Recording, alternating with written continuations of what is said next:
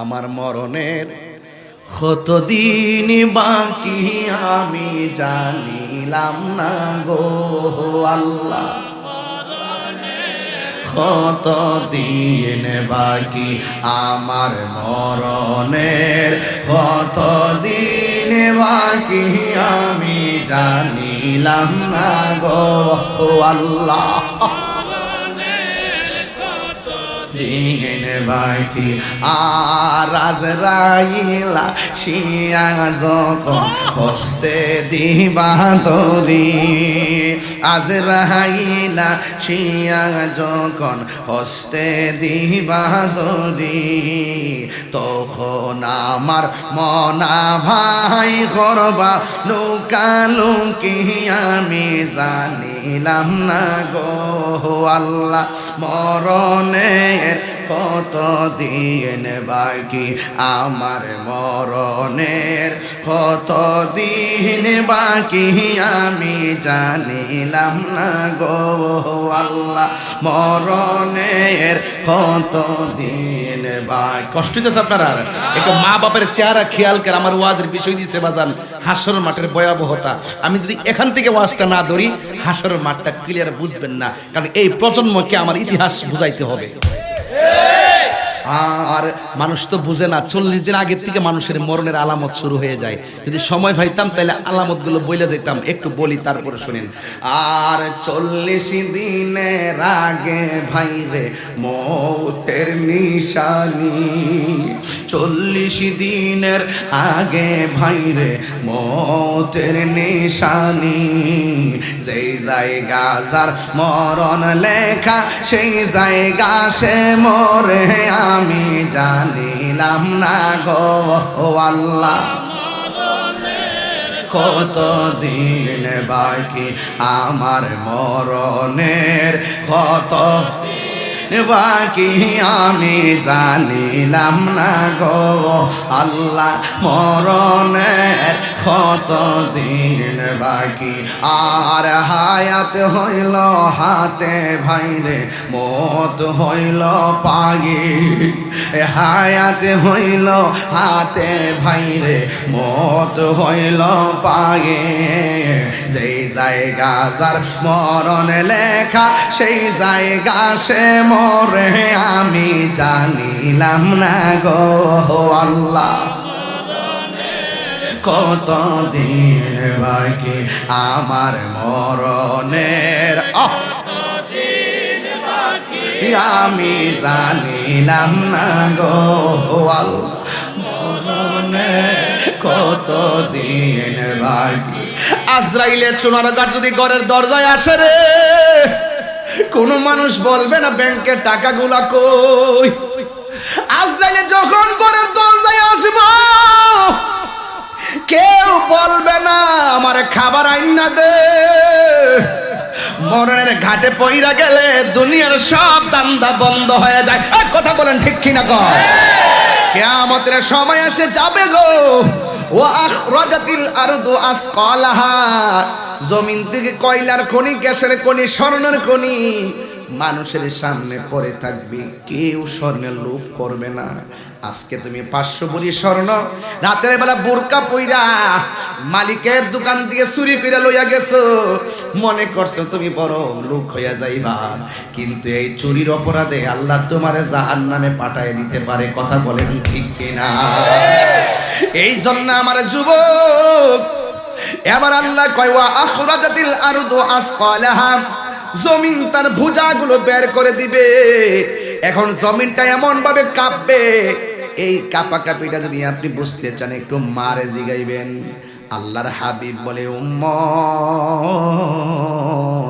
এমন ভাবে জমিনটা কাঁপবে রে, কেউ থাকবে 3 মাসের গর্ভবতী, কেউ থাকবে 5 মাসের গর্ভবতী, কেউ থাকবে 9 মাসের গর্ভবতী, কেউ থাকবে 10 মাসের গর্ভবতী।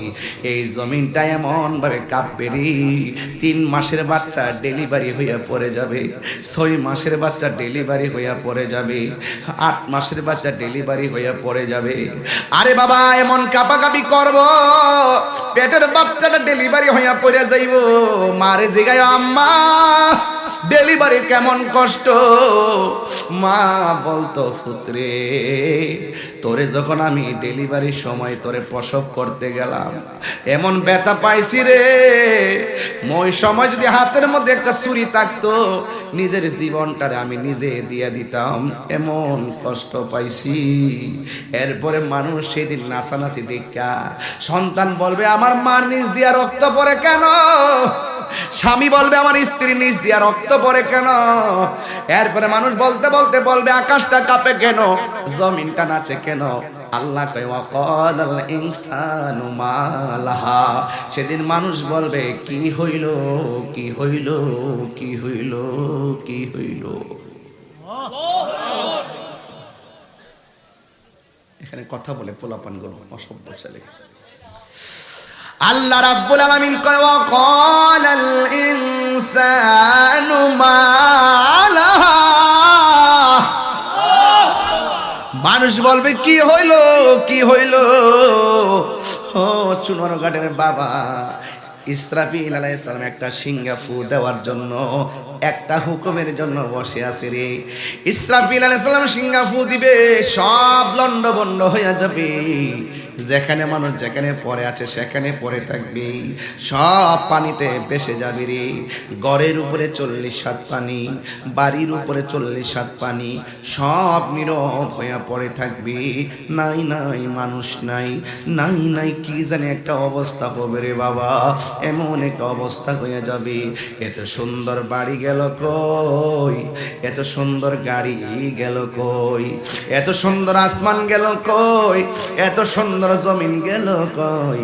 অনেকে মনে করেন আসমানের উপরে বুঝি হাসরের মাঠ হবে, না রে না, আসমানের উপরে হাসরের মাঠ হবে না, হাসরের মাঠ হবে শাম সিরিয়ার মধ্যে, এমন একটা মাঠ হবে। একটা হাদিস আমি এখান থেকে বের করব, সুবহানাল্লাহ কয় রে। ও বন্ধুরি কিয়ামত হয়ে গেল, এই পর্যন্ত শেষ, বুঝছেন তো ওয়াজটা, এই পর্যন্ত বুঝছেন তো। কিয়ামত হয়ে গেল, মানুষ নাই, মানুষ কথা মানুষ, গরু ছাগল, আসমান চন্দ্র সূর্য গাছগাছালি নীরব হয়ে গেছে। আল্লাহ কয় সব ফান করে দিছি, একটা মাঠের মধ্যে নিয়ে যাওয়া হবে। আল্লাহর হাবিব বলে ইহশারুন নাসু ইয়াউমাল কিয়ামাতি আলা আরদিন, ইহশারুন নাসু ইয়াউমাল কিয়ামাতি আলা আরদিন। আমার নবী বলে মানুষগুলাকে সেই দিন কিয়ামতের সময় মানুষগুলোকে একত্রিত কইরা আলা আরদিন একটা জমিনের দিকে নিয়ে যাওয়া হবে। বাইদা আফরা, ওই জমিনটা কেমন হবে? কয় পুরা মাটির জমিন হবে, পুরা মাটির জমিন।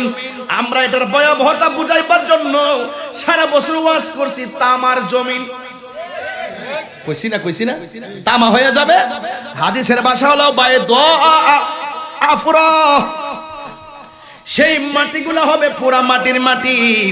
কাকুর সাতিন নাকিব, এই মাঠটা এমন মাঠ হবে যে মাঠের মধ্যে কোনো গাছ গাছালি থাকবে না। এর দ্বারা প্রমাণ হয়ে যায় ছায়ার কোনো জায়গা